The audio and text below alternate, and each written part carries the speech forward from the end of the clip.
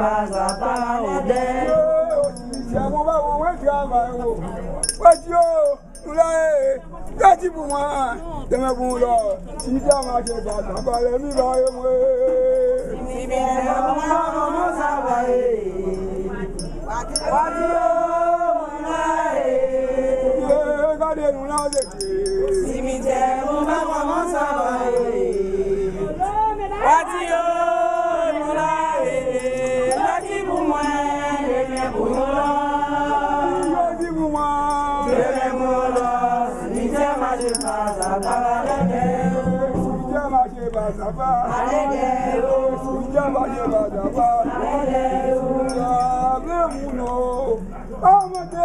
Qui est-ce qu'il y a?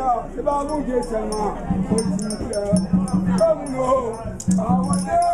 Qui est-ce qu'il y a? C'est pas mon Dieu qui est là. Au cimetière, au nous. Ah, bah, monsieur.